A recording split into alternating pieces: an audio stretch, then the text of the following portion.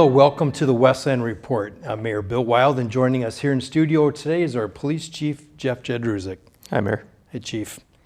Well, Chief, so this is our first Westland Report during the COVID-19 crisis. So while the Chief and I don't have our mask on today, we are over 6 feet apart here today. So, Chief, we appreciate you. I know you've been very busy lately. It's a busy time for not only the Westland Police Department, but police agencies all across the country, nationwide.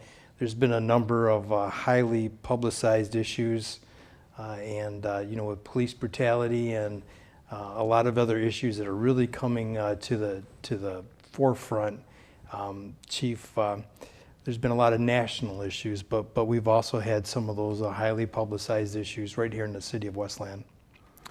Yeah, you're right, Mayor. I mean, like you said about the COVID, we rolled into from a time where it was extremely busy with the COVID crisis, and then obviously the incidents that occurred with George Floyd, and rolled into where we are today. And yeah, we have had some issues here in Westland. Back in 2017, we had a prisoner die in our holding cell due to cocaine toxicity, and there was a point where there was a lot of concern from the community on the way that the department handled that and whether the department did everything that we should have there.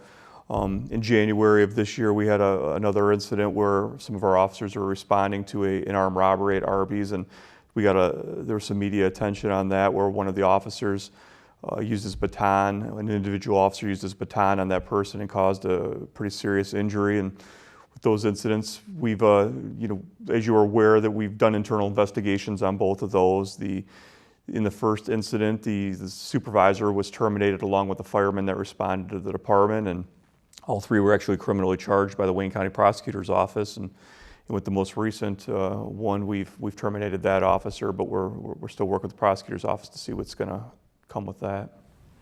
So, sometimes when it's a national issue, I think what we've seen here in the city of Westland, with the George Floyd death, is that it kind of brings up some of those older stories in town, and obviously you touched on one from a few years ago with Mr. Marshall, and one that was in the news here recently. So, Chief, I know that the police department is under a big microscope right now, and I think you've done an incredible job of working with your department.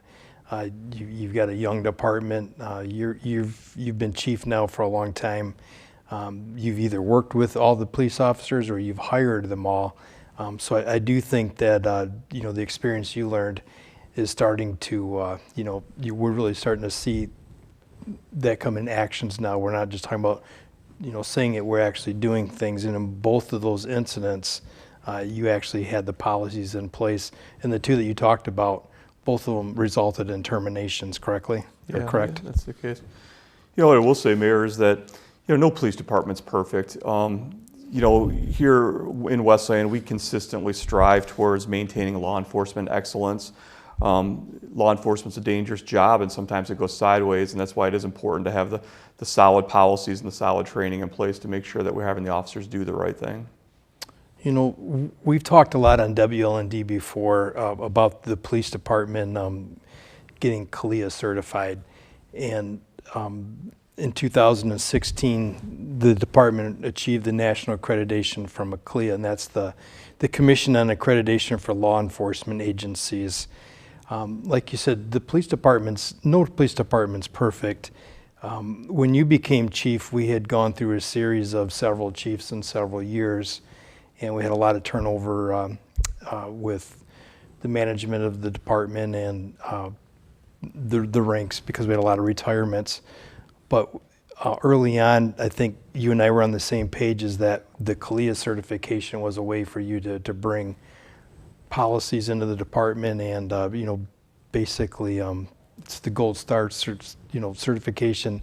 Do you think that that CALEA has helped us with this, or do you think that that moving forward, that I know we're going to talk a little about some of the things you're handling that you're doing procedure-wise, and they're part of CALEA, but do you think that 4 years into CALEA that it was the right decision, and do you think with what we're facing as a city and as a country now that it was the right decision?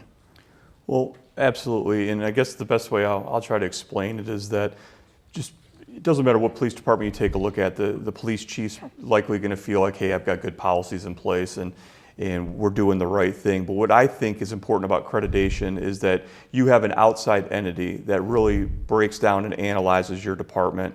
And what CALEA is it's a panel of law enforcement experts. It's everything from police chiefs to judges to attorney generals to these different organizations that sit a part of these committees and these boards. And what they do is they determine what are best practices, what are best policies for police departments to follow and adhere to. And then what they do is, besides just saying that these are what your policies should be, they hold the department accountable to those policies. So it's simple for us just to say, yes, we're CALEA accredited, but the difficult part is every year we have to continue to prove our accreditation by providing proofs to the standards. And that I think is important, because at the end of the day, you've got this panel of experts that's going to come in every single year. They're going to come in, take a look at your department. They inspect our department. They review our reports. They review our policies. They review our hiring acts and all these things that we do to make sure that we are adhering to the national standard. But I think it's important for the residents at home to realize is that even though the department is CALEA certified, it doesn't mean that we're perfect and that every person we hire is going to be the perfect hire. But with that said, since we've been CALEA certified, we have had a couple incidents. So how did CALEA help you handle those incidents that happened since you were CALEA certified? So that's a great question, Mayor. I mean, becoming an accredited agency doesn't automatically mean that you're always going to hire the perfect employee, and it doesn't also mean that your employees aren't going to make mistakes or that an employee is going to do a wrong thing. What it does is it puts systems in place for us to monitor our employees, to make sure that they're adhering to our standards. And there's a number of things that we do. Some of the things for CALEA is we've already talked about the policies and procedures that they put in place, but they also have training requirements. A lot of the training requirements, they'll come in and say that your department needs to train on all of these different issues every single year. Or multiple times a year. There's a lot of other things like use of force tracking and pursuit reviews and things like that they require that we, not only do we review them, we submit those reviews to them so an outside agency can take a look at it. So some of those, you'd mentioned the use of force tracking and review. So what does that mean? What do you do with that, and with maybe the bias-based police tracking? What do you do with those two issues? So with our use of force tracking review, every single incident of use of force that goes beyond compliant handcuffing is investigated by our police department. Every incident's reviewed by a supervisor, and then what we do beyond that is every month a review is done of every single police officer in our department. And then at the end of the year, we do a review of all the use of forces of our entire department. The idea behind it is obviously we want to make sure that we don't have an individual officer that's using force too often or isn't using the proper tools that he should be. But the other side of that is, as a police department, as a police chief, it's my job to make sure that we have the tools and the systems in place to make sure that we're not having officers put themselves into positions where they're forced to use force. An example would be, maybe we find an officer showing up to an incident without waiting for his backup, which now, because he's in there one-on-one, we've got a position where this officer had to use force, versus if he waited for backup to show up and then there's more of a police presence there'd be a less likelihood to have to use force. Another incident or another report you talked about was the bias-based policing. That's a great one. What we do is we statistically keep the data for every contact that we have as a police department, whether it's a traffic warning, whether it's a traffic ticket, whether it's an arrest, whether it's a use of force. And we track those by age, race, and sex to make sure that we don't have any officers that are working outside of a trend. So using that data, then you can manage it. A lot of times when something happens nationally, you start to hear a couple of days later that this officer had some complaints filed against them in the past. So with this data that you collect, you can start watching those trends, and if you see officers that are maybe they're having complaints against them or they're involved in more pursuits than the average officer, those are the type of things that you can manage through the data you collect? Absolutely. It gives us the ability to determine whether or not an officer needs additional training, or whether a practice needs to be changed by the department, or a policy needs to be corrected also. There's also a citizens complaint system. How does that work? So, I think sometimes you hear about people saying, hey, there's no way to track whether or not I filed a complaint with the police department and nothing's ever been done with it. That might be something that as a chief, I hear that is bothersome to me. So we have a system in place that every single citizen's complaint that is filed with the Westland Police Department will be investigated. It will be investigated thoroughly. We have all the complaints investigated within 30 days. And then we do something similar like we do with our use of force. At the end of every month, we do a review of all the officers' complaints. And we also do a year-end report of all the department's complaints. Again, are we receiving complaints for a certain issue, a certain concern, or is a certain officer getting a consistent complaint filed against him? And these are the ways that we have an alert system in place that we can check and we can determine whether or not we need to correct this officer, whether or not we need to provide additional training to an officer, or if there's a trend that's not appropriate, get rid of an officer. So being CALEA certified, having those policies and procedures in place, managing that data, we've had a couple incidents that happened post CALEA certification, but then you had the tools in place to actually terminate. In both of the cases we talked about were high profile cases, but you've also terminated other officers as well, haven't you? Well, I will say this because this is very important to me. The Westland Police Department, even though we're in a time and an era where it's difficult to hire people and it's difficult to attract employees, I'm not going to hire a lesser quality employee. Our employees are going to adhere to our standards, to our training, and to our policies. And if they don't, we're not going to keep them with the Westland Police Department. And I will say that we have a very stringent training program. And yes, we will get rid of employees that don't adhere to our training, to our policy. And in the past 4 years, I've separated ways with 8 employees. And it's simply because we've got strict standards of what we adhere to. We know what our community wants out of our police department, and we know what our policies are in accordance with CALEA. And this is how we train. This is what we hold our employees accountable to. And if they're not going to be adhering to our training and to our policy, we're just not going to keep them as Westland employees. All right. Well, I appreciate that, and I support that. Chief, let's change gears a little bit. If we go back a few years, as there was national issues that were happening. If you go back a couple years to remember the issues that were happening in Douglas, that were followed by some racial police brutality issues in Baltimore. At that time, we started talking. We gathered some folks here in the city of Westland to start talking about what have we learned from Douglas and Baltimore, so that something like that doesn't happen in Westland. And yourself and I, we actually traveled to Washington, D.C., and we're part of a bigger conversation with mayors and police chiefs from across the country. And we kind of came back from that program, and we talked about, and we actually implemented a department-wide camera program. That was back in 2018. You were one of the very first agencies in our area to do that. So can you talk a little bit about the decision to do that, and kind of, at the time, was there resistance to it? And looking back, now 2 years, fast forward 2 years forward, do you think it was the right decision? I think you and I have always been responsive to listening to what our community wants and what our community concerns have been.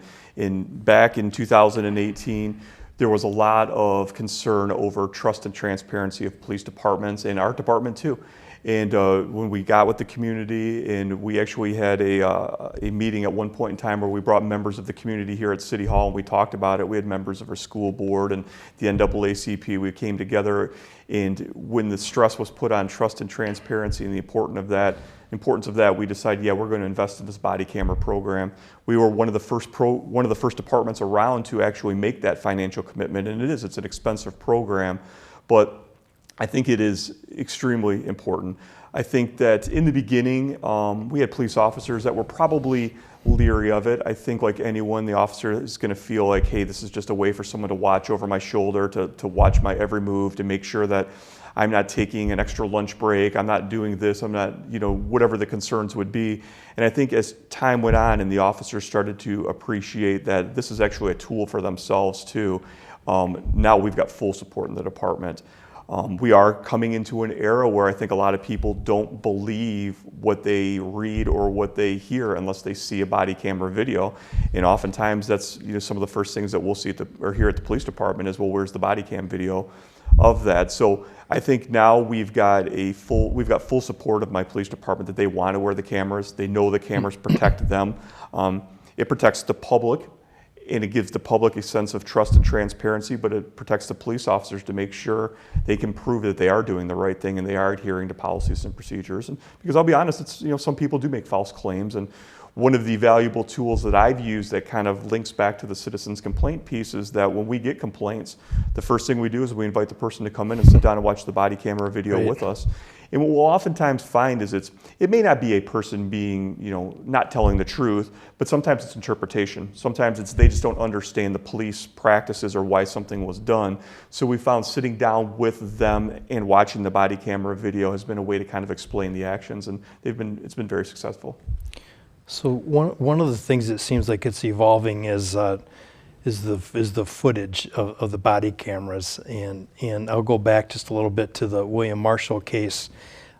Yourself, myself, the city was under tremendous pressure to release the William Marshall video, and at the time there were a lot of things that were going on, and I'll let you talk about it because you can talk about the investigation, the prosecution.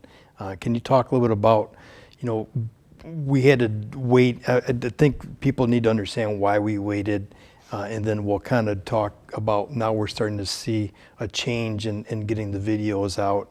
But on the William Marshall one, can you kind of explain why, as an agency and as the city, we had to delay on releasing that tape?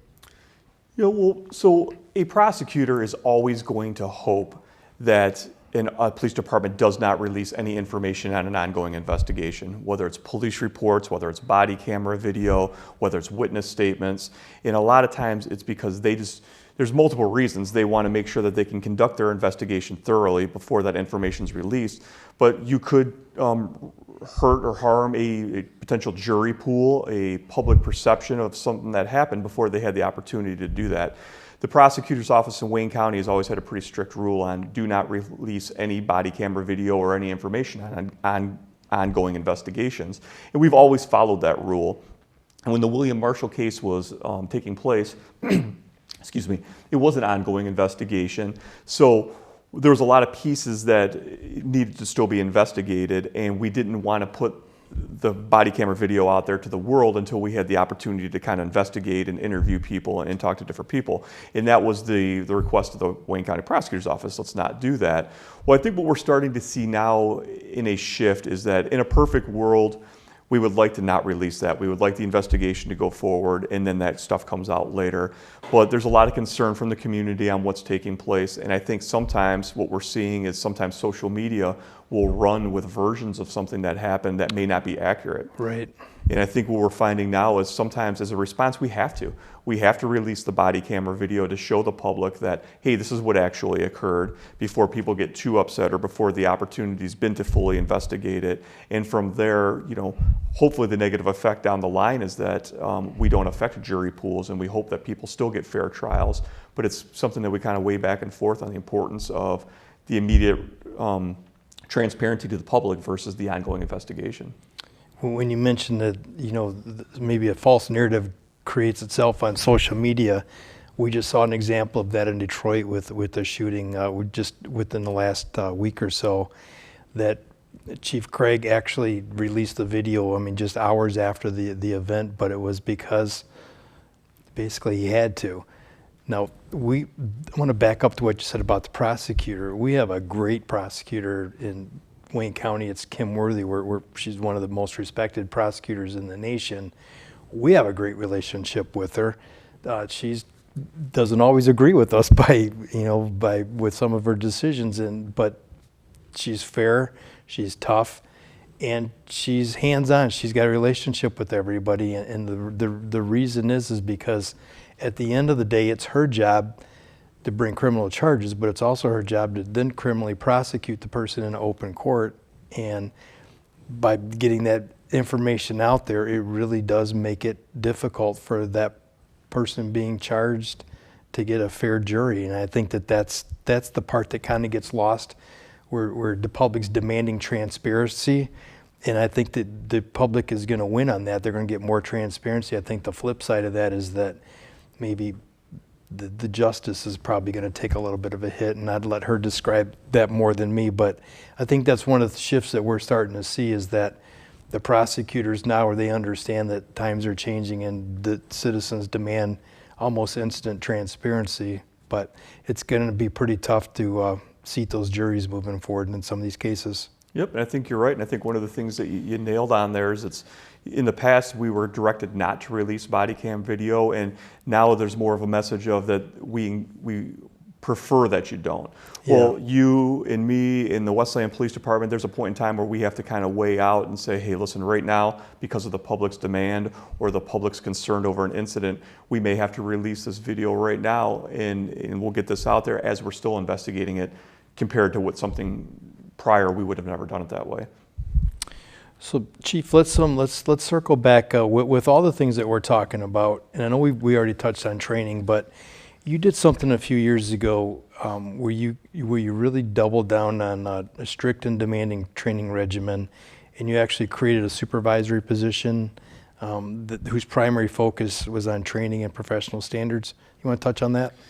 Yep, and part of this was connected to our CALEA requirements. CALEA has a very strict list of trainings that we have to adhere to every year for our officers. So I felt that it was important to also have a supervisor that was in charge of solely just training of our department. We've assigned a lieutenant who's in charge of training and professional standards, and that person's, one of his main purposes is to make sure that our officers are getting up-to-date training. He's researching and finding grants and money for us to get all the training that we possibly can. And there's training that he now researches that's a lot of the common hot topic issues throughout the country that we want to make sure that our officers are having the training on, and we're getting in this training well before most agencies even hear about it. Some examples were, the anti-bias policing. We do training for handling emotionally disturbed people. A key word is de-escalation these days, and that's training that we've been training on for a number of years now, is just making sure that our officers know how to de-escalate a situation so they don't have to use force.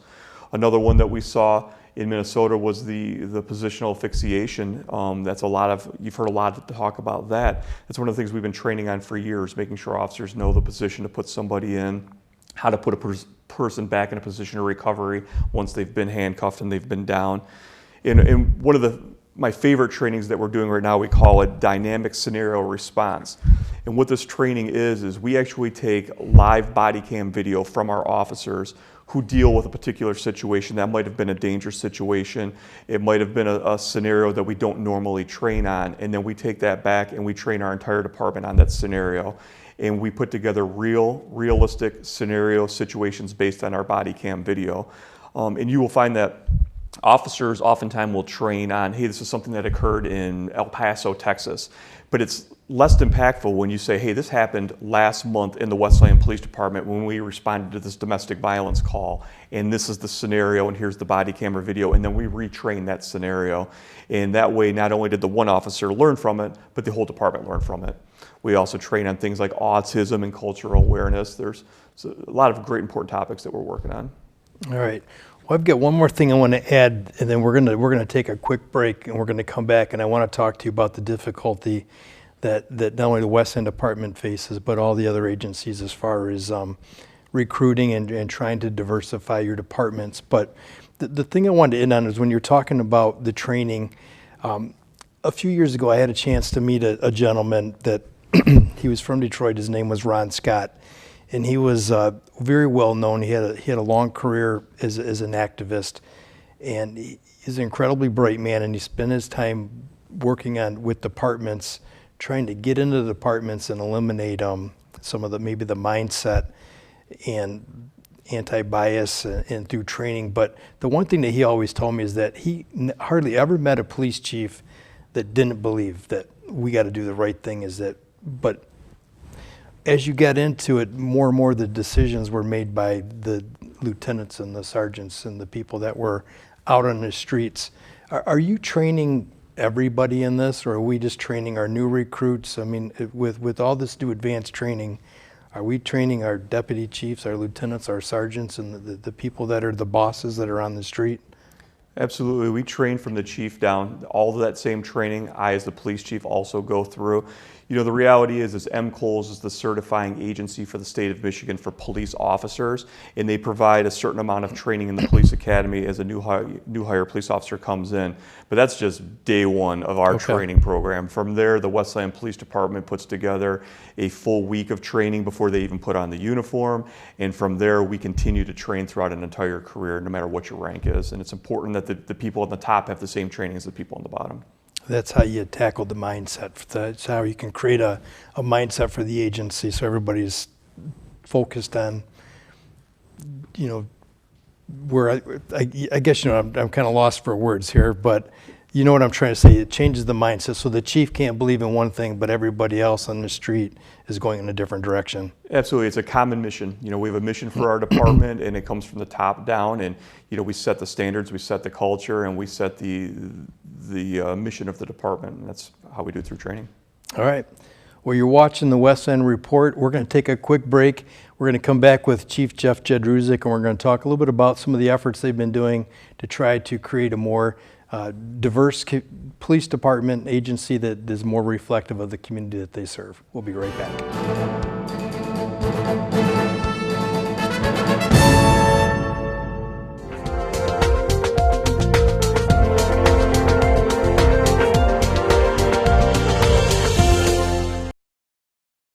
Listen to me.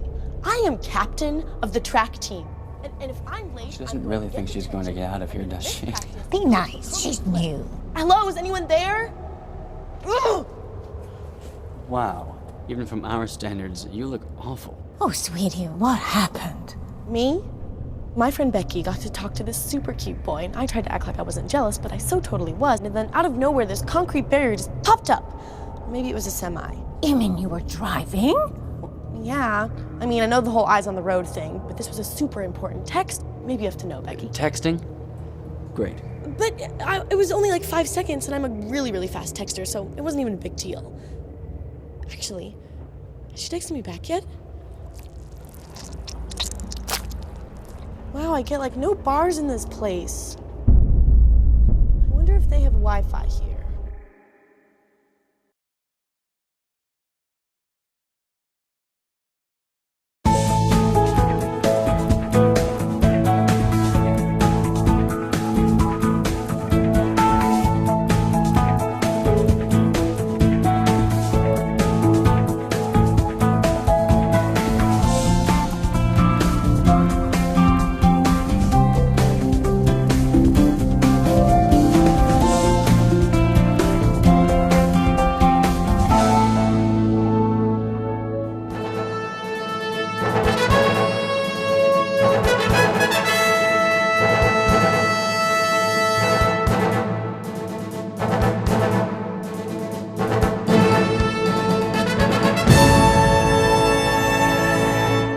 Welcome back to the Westland Report. I'm Mayor Bill Wild, and we're joined in studio today by our Police Chief Jeff Jedrusik, and we're doing an update on the police department. And thank you for watching our show. And Chief, we're going to jump right back into it. Back in 2016, one of your initiatives was to create a Westland Police Recruitment Team, and I know that we've been working together, and I know that other police chiefs are trying to create a more diverse police force that's reflective of their community, and I know that it's something that you and I both believe in. It's a little more difficult than a lot of people realize, but creating this police recruitment team, I think, was a great step towards that. You want to talk a little bit about that and what their efforts are? Yeah, I think sometimes people might overlook the challenges of trying to find people to be the police anymore, period. I'll use the example, when I got hired back in 1994, I tested with 600 applicants to become a Westland police officer. We just closed out our application period. We had 9 applicants, and of that, 0 were African American.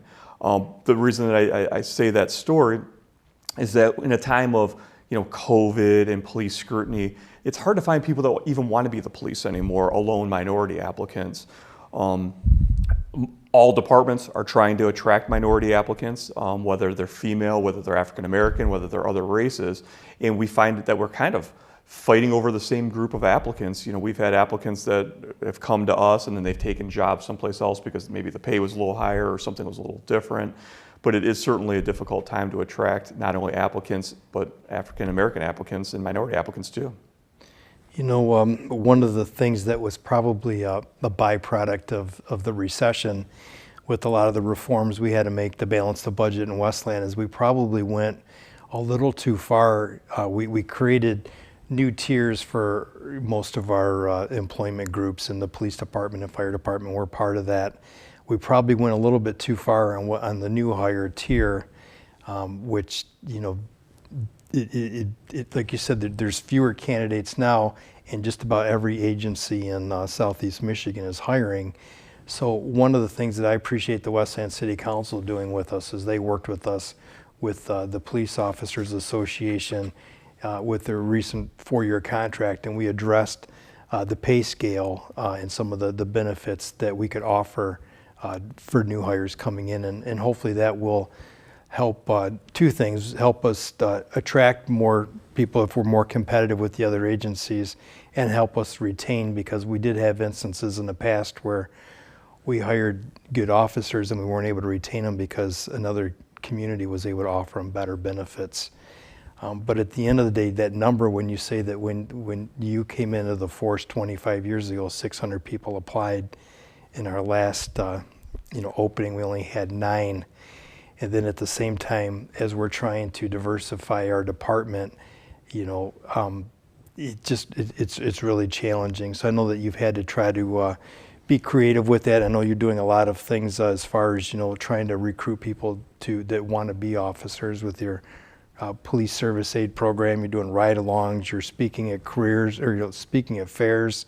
You do open houses and stuff. So you've really done a good job of trying to recruit people, not just to the Westland Police Department, but just to the industry, just to public safety. It's getting harder every day. Yeah, and I appreciate the officers of the Westland Police Department's recruitment team too. What we've done is, the officers of our department feel the same way. We want to attract more female applicants. We want to attract more African American applicants. We want all races to feel comfortable in our department. So we've actually got 8 volunteers that have come forward to be a part of our recruitment team. Some are female, some are African American officers, and the idea is just to get out there and to do those things and to show their faces and to show the public that, hey, this is a good place to work and there's good opportunity here in the department. And like you said, we do have a better contract now, so I'm hoping that's going to help us attract more applicants in the future here. And I hope when times change, as time goes on, we're going to get more people that want to be interested in the law enforcement field in general, both African American, females, and just everybody in general too. Just we need to attract more people to the profession. So before we move on, one of the things that I think you do that caught my attention was in the summer you do it like a program, and you reach out. It's the Youth Academy, or? Mm-hmm. And I've had a chance to come in and watch them, and I was amazed how many females were part of that academy. And when I asked them what attracted you to the field, a lot of it was the forensic side of it. So I don't know if it's because they're watching shows on TV or whatever, but it seemed like there was a lot of interest in the solving the crime part of the job.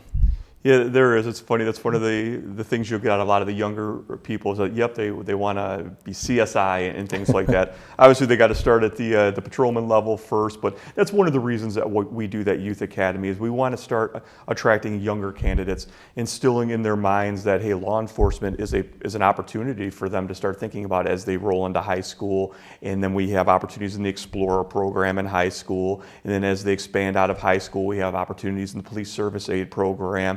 And this is how we're going to start growing the future Westland police officers. If the applicants aren't really out there, it's kind of our responsibility to go out there and try to start finding them and creating them. All right. Well, I appreciate those efforts, and it's a great program. So I think let's jump back into a little bit more serious part of this. Chief, there's been protest. I mean, when you turn on the news, you see protest. Nationally, we see protests. There's been nightly protests in the city of Detroit, and we've had protests right here in the city of Westland. We've been fortunate that the protests locally have been, they've been peaceful. And I know, Chief, that you've actually walked with the protesters. I think the very first day that they protested in Westland, you actually walked with them, and I know that you've had a chance to talk with the local group that's been protesting, and I have as well. And so I'm going to touch on a little bit about, we had a meeting with those individuals, but what's your take on it, Chief? Because like I said, I think it caught a lot of people by surprise when they saw the police chief actually walking with them. I don't recall too many other police chiefs doing that, but I think that shows your commitment and the respect that you showed for them. But what you want to weigh in on that? Yeah, so we've had a number of protests, and I've been involved in a few of the walks. One that really stands out to me was the Burning Bush Church walk that we were in. It was the prayer walk, and what I think is important is that just because a police officer or a police chief walks in a protest, it doesn't mean that I'm in opposition of my department or my career. Yeah, I love law enforcement. I love the Westland Police Department. I've wanted to be a police officer since I was a kid. That's why I do this job. But I also want to be a part of my community, and I want my community's trust and respect. So the idea of being a part of these walks and these marches is to have conversation with the people that are in that group. And they need to see that the police department has support for their desires and their concerns, and that we're here to listen. And the biggest thing I try to tell my officers is, hey, we're not going to have all the answers right now, and we can't fix years and years and years of problems and issues overnight. But what we can do is we can listen, and we can, as an individual, try to make those extra efforts to be a part of what the community is asking for, and that's what's important to the Westland police officers. Well, it seems that a lot of the protests, they're requesting reforms within the police department. I know that there's a lot of things that you're currently working on. Some of the reforms that are being asked for, we've actually got some of these in place, but I don't think we probably don't do a good enough job talking to the public about some of the things that we have been doing. And so I know that just in the last few weeks, we've seen a lot of measures, coming forward after the unfortunate issue with George Floyd. And one of these things that we're seeing people demand are the 8 can't wait. It's a set of policy provisions that are being recommended by activist groups. I've probably got about a dozen emails to my office from West End residents. They're very respectful emails, and I shared those with you, but they were requesting that the department take a look at implementing the 8 can't wait provisions. Can you talk a little bit about those, please? Yeah, and all departments need to work on policies and things like that. And again, this is going to go back to one of the benefits we have of being a CALEA accredited agency. The 8 can't wait are basically policy provisions that people are saying that need to be a part of a department's policies and procedures. And through CALEA, we adhere to every one of those. Every one of those provisions are currently already in our policy, and they have been for years. Some of them are, the first is to require officers to de-escalate situations. That's part of our training. That's part of our policy every day with our officers. We have to establish, one of the provisions is establishing a force continuum, guidelines that officers should follow when using force. Again, a part of our training, and it's been a part of our policy for years. We've never allowed chokeholds, and that's been part of our policy too, that we prohibit chokeholds from anybody. We require our officers to give verbal warnings when possible before using deadly force. That's one of the provisions. It's been part of, again, our training in our department policies. There's policies on shooting at moving vehicles, which we already adhere to as part of our training. We train our officers we require them to exhaust all reasonable alternatives before using deadly force. Again, these are trainings that not only they learn in the police academy, but are in our policies, and that we've continued to train our officers. We also have a duty to intervene policy in our department, where an officer sees another officer doing something that's inappropriate. The officer does have a duty to intervene.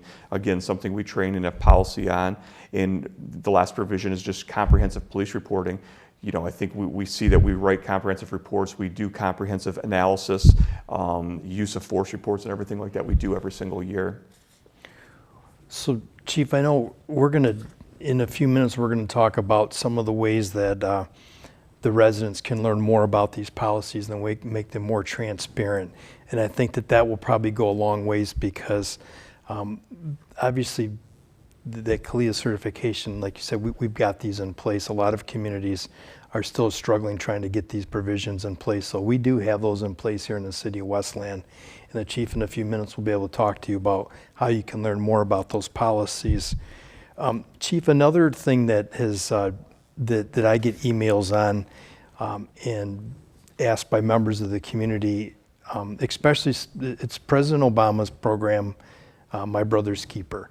It was something that he implemented when he was still in the White House, but during the George Floyd media coverage, the former president went on TV and he made an appeal to mayors and police chiefs across the country to get on board with the My Brother's Keepers. And we had a conversation about that.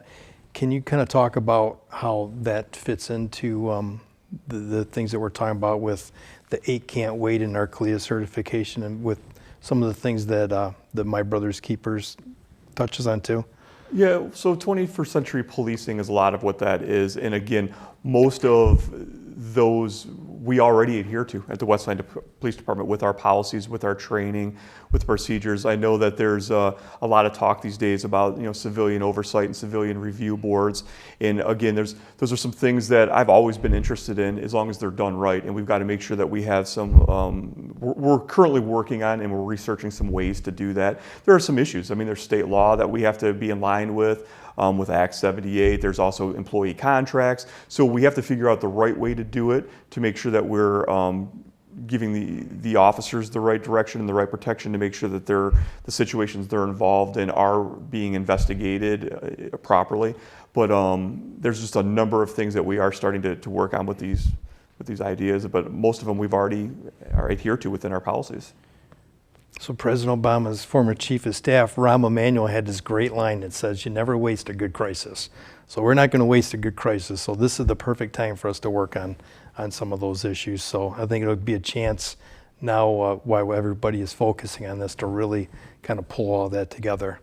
Yes, and it's a great opportunity for us to find out from our community, what is it that you want to see out of your police department? How do you want your police officers to patrol your streets? And, with all of this, and I know I've heard you say this before, you got to learn from all your crises. And here's an opportunity for us to take a step back and say, okay, well, let's evaluate what it is that our community wants from the police department and how they would like to see their streets policed.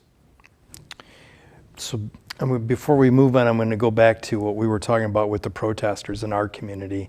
And we did have an opportunity to sit down with the group that is protesting in Westland, and the chief was part of that meeting, and myself. And over the last couple of years, we've really worked hard with leadership from the local African American community, and we had those community partners at the table representation from local clergy, the Western Wayne NAACP, and a few other people.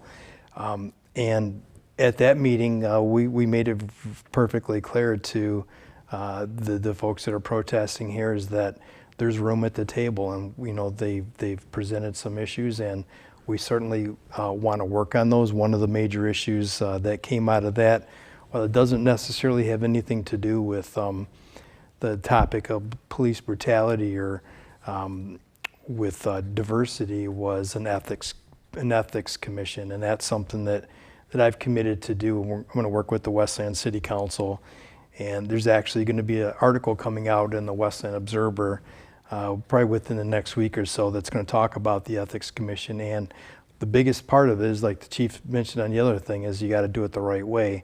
So we're going to ask the community to step up and offer to serve on this board, and that article will actually tell you how you could apply for that position.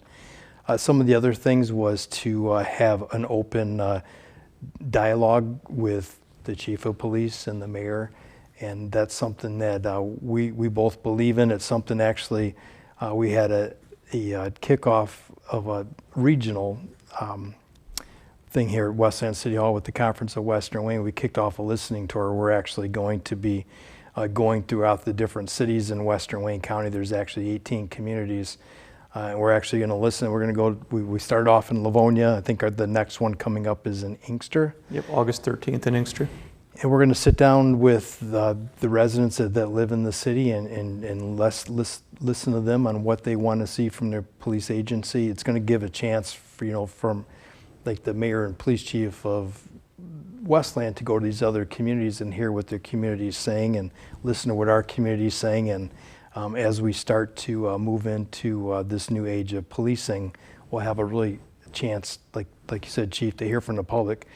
What do you expect from your police department? So I think that they're calling it a listening tour, and I think that part of this conversation that's happening nationally is that we need to listen. This is when you listen is when you learn. So I think it's something that we're going to continue to do. I know we've been a big part of it. We'll continue being a big part of it. And there were some other issues that came forward, but part of it is being at the table, and as we work on community relations, it's a big table, so there's room for everybody. Chief, I kind of jumped into this listening tour, and why don't you give me your thoughts on it? We had the first one, which was in Livonia on June 24th. You mentioned the next one scheduled in August, but looking back to the kickoff night in Livonia, was there anything that stood out to you? Well, one thing that was said by Gina Stewart, who's the president of the Western Wayne NAACP, that really stuck with me about the whole concept of the program is that racism and bias don't have borders. It's not just a Westland problem. It's not just a Livonia problem. People of color have concerns about this taking place in every community. So the reason of the CWW and this tour going around all the communities is because it's not going to be just a single city, and we as police chiefs and mayor can learn from the other police departments in the other cities on what they're doing that's working, what they're doing that's maybe positive, that may be negative. And I think that really this is something that just needed to be tackled on a regional level. And I think this so far it's going great. There's been good dialogue, and I'm looking forward to attending all the meetings. Well, it's going to take a while to get through the 18 communities, but one of the things is that the City of Westland, the Westland Police Department, we've always been looked at as leaders on a lot of different issues. And obviously the Westland Police Department has been a leader in Western Wayne County for a long time. We're not waiting until the end of the listening tour to start making some changes, Chief. I know that you've already got some concepts that you're working towards that you're going to be announcing soon. Can you kind of talk about some of those? Yeah, so I think like you, echoing what you've already said, Mayor, as a part of this was we had to listen to what our community wanted. So as we listen, as we started gathering what our community's been looking for, it's going to take us some time to start putting these things together, but because when we do them, we want to do them the right way. And a couple of things that we're taking a strong look at right now is what we're calling a community dashboard. There's a company that we're signing a program with, which is going to give us the ability to put all of this information that our community is asking for easily accessible to them, to be able to look at things such as Westland Police Department policies and procedures. Our policies and procedures are no secret. We've got excellent policies and procedures. We've got nationally accredited policies and procedures that I'm proud of. So I have no problem with putting those out to the community, letting the community see exactly what we do and why we do it. Things like complaints. If there's ever a question about a way a citizen's complaint is going to be handled, that's going to be accessible through this dashboard. Crime statistics. We often will get out and we'll talk about, crime statistics, and we're going to be able to put these out there so they're easily accessible to our community. But some of the other things that people of color have concern with is statistical data, things like tracking arrests, tickets, warnings by age, sex, and race. And this is something that we're going to be able to put right out there on this dashboard so people can see it. And we'll be able to talk about it and give reasons for why we do what we're doing. Other things, training. I think training is important for us to be able to show the community the training that we do have. And then some of the other things that we take a close look at, pursuits, use of force, things like that are going to be accessible and information that we're willing to share with the community. Well, I had a chance to sit in the meeting where you were demoing this, and it's cutting edge stuff. And so Westland Police Department will be one of the first agencies to have this. And what I really like about it is it's not real time, like right down to the last minute, but it is extremely accurate. And it's not just a dashboard that shows you that we've had 2,000 arrests this year. It actually, you can dig into it and break it down by all those different, by age, gender, sex, race. And this is all going to be part of Westland Police Department transparency. It's all going to be a couple clicks away on the city's website. And you won't have to file a FOIA request. Absolutely, it's going to be public information. We're working on some grants right now to help fund these things, and it's going to be good stuff. It's going to be up to date every day. It's information that they update on a daily basis. So Chief, you've told me that one of the things that you want to do is you really want to hear from the residents, because if we're truly going to create a police department in the city of Westland that's reflective of our community, that has the same beliefs as our community, you said one of the things we have to do is we got to figure out how do we get to the people, and you mentioned doing a survey. Mayor, when I say that we can't take all of our information from social media, I mean that. You know, we hear a vocal number of people on social media that talk about what they think of the police department or what they think of the city. And the reality is we have more than 85,000 residents in this community. And I think it's important as we move forward to get a true understanding of, first of all, our goal is to provide the best police service to the community of Westland, period. So I need to understand what it is that the community feels that is. What do they look at to say this is quality service? So as we move forward, I do want to put together a form of a community survey where we can rate a number of things based on importance. What it is you'd like to see your police officers do? What's important to you that the Westland Police Department prioritizes? And that's something that we're going to start working on here very soon to get out to our community. So Chief, one of the things when we talked with the local protesters, they talked about having some sort of commission with civilian oversight. And that's something that we've been having a lot of conversation about. So do you have any thoughts on that? Yeah, I mean, to a degree, we have a system in place through the Police, Fire, Civil Service Commission. We are a civil service community, so we have this commission in place that's appointed people. So what I am looking to do is potentially expand upon that. I want to meet with this commission, and they are civilians. Right now, they have the ability and the authority to review discipline that I hand out to determine whether it's extreme. But I'm looking at coming up with some ways to work within the law and with the union contracts that we can have their oversight on complaints too. Whether a person wants to file a complaint with the police department, they could file a complaint with the commission, and these complaints will be looked at and reported back and forth with transparency. So there's some work to do on it still, but it's something that I'm currently working on right now. So it's the Police and Fire and Civil Service Commission. It's a 3-board member. So other than the new issue that we're talking about with civilian oversight, what exactly are their duties? Right now, the Police, Fire, Civil Service Commission, they oversee all the hiring of the Westland Police Department. They've actually been working in hand with our recruitment team trying to attract candidates and minority candidates. They oversee the promotional processes of the Westland Police Department and the Fire Department too. Okay. Both of the hiring and the promotional process of the police and fire. When discipline is issued to an officer or a fireman, there is the ability for them to appeal that to the commission. So they already have a form of that role as an oversight. What I'm looking to do is potentially expand upon that. So the current makeup of the commission, I think, is important because as we've talked about our goal to create a more diverse public safety department that reflects our community, the makeup of this board we thought was an important step that had to be made. So it's a 3-person board.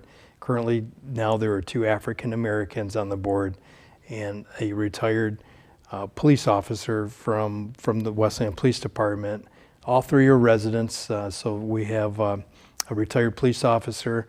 We have Dewey Reeves is on the board. He was a former city councilman, former Washtenaw County Sheriff, and then the 3rd member is Bishop Luke McClendon. He's probably the highest ranking African American clergy in the city of Westland. He's been a resident for, I think, since it's been Nankin Township. And they've been working really hard to help with looking at the hiring process and making sure there's no obstacles there, but also with the recruitment part of it. So the fact if you're going to expand their roles, they've been working on this for quite a while. Actually, the day that we met with the protesters, they were actually in the building. I wanted them to come to our meeting, but they were actually in the building, and I think they were administering oral tests to new firefighter candidates at the exact same time. So they've been very active, and I know that the way that this commission is, it could be made up a lot of different ways. And I know that was one of the things we were hoping to hear, some good ideas on the listening tour. So I think that's a great expanding the use of that civil service board, because they've been working on this for a while. I think it's a great idea. Yeah, and another thing to keep in mind too is it's not fair or appropriate to put non-law enforcement experts in a position to make decisions on incidents too. And what's important with this commission is they've got police experience too. So these are people that have been police officers in the community, and that just weighs into that a little bit too. It's difficult for a person that's never been a police officer or never been a fireman to try to make a decision on what was an appropriate action within laws or policies and procedures, where when you've got people with that experience too, it certainly does play into it. So Chief, the next thing is you've been talking about, you wanted the possibility of doing a Chief's Town Hall presentation, and because of the COVID issue and some other obstacles, I know you've been working with WLND on a concept to maybe kind of kick this off for the first one. You want to tease that a little bit? Yeah, so I think what is truly important is the biggest tool I have is communication and awareness for our Westland community. We will often hear, hey, the police department should do this, or the police department should have this policy, or this should be a rule. And most of the times it is. Most of the time it's something that we already do as a police department. It may be a policy that we already have, or a practice that we do, or we do way more of. So I think what's going to be important for the community moving forward is that I present a forum that I can share information with the community. And we've done things like coffee with a cop and coffee hours, and we had a smaller group there where it's more of a casual conversation. But I think what I'm looking at is creating a forum where I can share with the community all of the things that we do and the concerns. So if the concerns are we're not attracting enough minority applicants, well, I can share with the community, this is what we are doing, these are some of the steps that we're doing to do it, and we're always open to input from the community too. And so that's going to be a big push moving forward. I want to try to start sharing more information with the community so they have a better understanding of exactly what we are doing. So Chief, before we go to the break and come back with our final word, one of the things that I think that you and I both learned as we were working through the William Marshall issue was the importance of community relations, not just with the residents, but with organizations and groups. And we had some very difficult face-to-face meetings with some individuals from some African American organizations in the area. But I think that while it was a tough discussion to have, I think that it's important, and I think that one of the things that we saw, coming from the protesters was that they wanted us to build those community relations. So can you talk about the importance of that and maybe some of the partners that you're working with and the role that they're playing as we start to shape the next wave of policing in the city of Westland? Yeah, I think that you kind of nailed it there, Mayor. What it came down to when we've had some tough times in the past is community partnership and a commitment from our community leaders. I've made a deal with, after we had some of the higher profile cases that happened in the past, I've gone to some of these community leaders in the African American community and I explained to them exactly what happened and some of the issues that we had. And I made a promise to those community leaders that as we move forward, we're always going to have trust and transparency between the Westland Police Department and also the members of that community.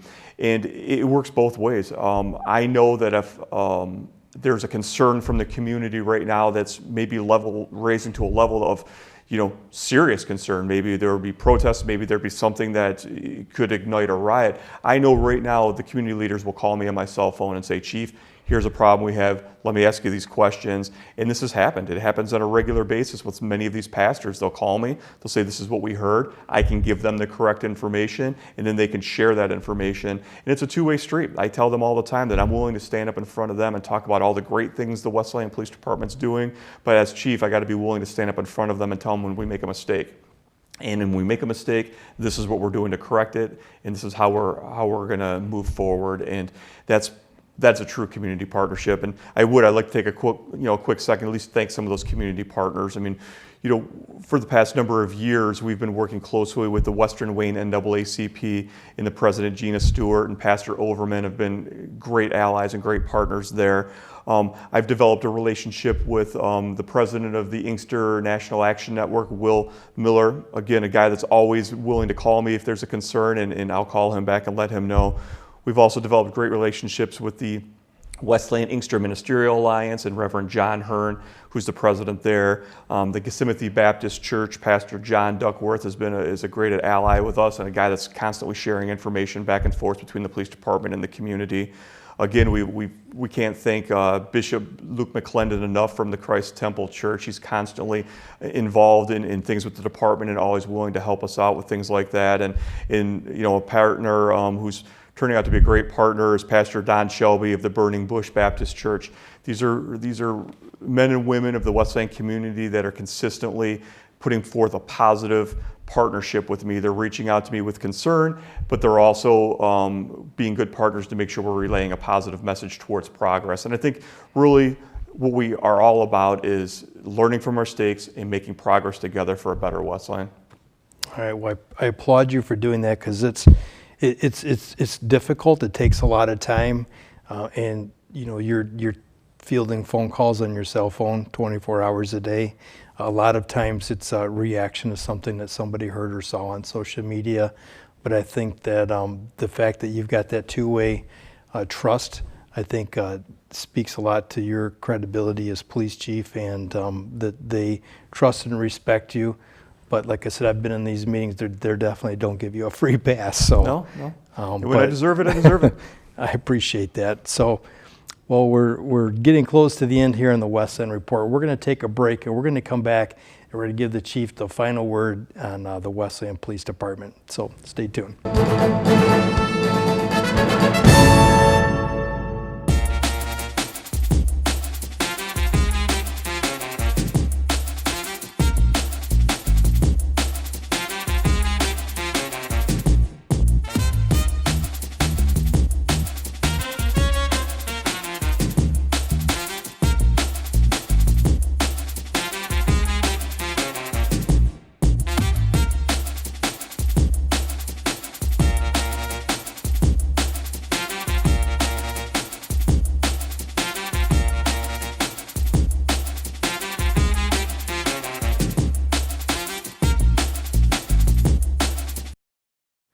Hi, I'm Chuck Stokes, the Editorial and Public Affairs Director at WXYZ, WMYD TV, Channel 7.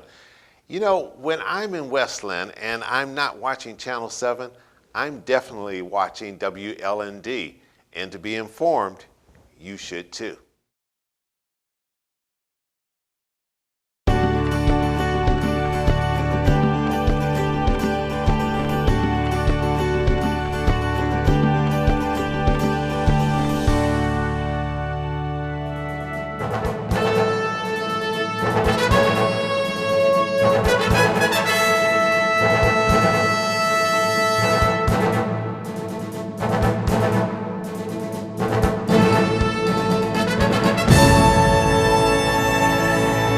Welcome back to the Westland Report. Joining us has been Chief Jeff Jedrusik. We've had a great conversation. The chief has been very open, talking about a lot of difficult subjects, and he's been very open and honest about how his department is handling things. So with that said, we want to just kind of finish out the show here today. Chief, on a more personal note, it's been a very difficult time. I tell people all the time it's a tough time to be a mayor in America right now, but I think it's probably even tougher to be a police chief in America right now. So with that said, Chief, you've been dealing with a lot professionally, personally. A lot of people, they know you're the police chief, but you're also a dad, and you're involved with your children's life. You've been working all the way through COVID. You guys haven't stopped. While a lot of other people in the city were on furlough, the police department wasn't on a furlough. You saw people that you work with contracted disease or the virus and come back. And I mean, so it's been a tough time. So I'm curious how you're holding up as chief and kind of how the department's holding up through all this.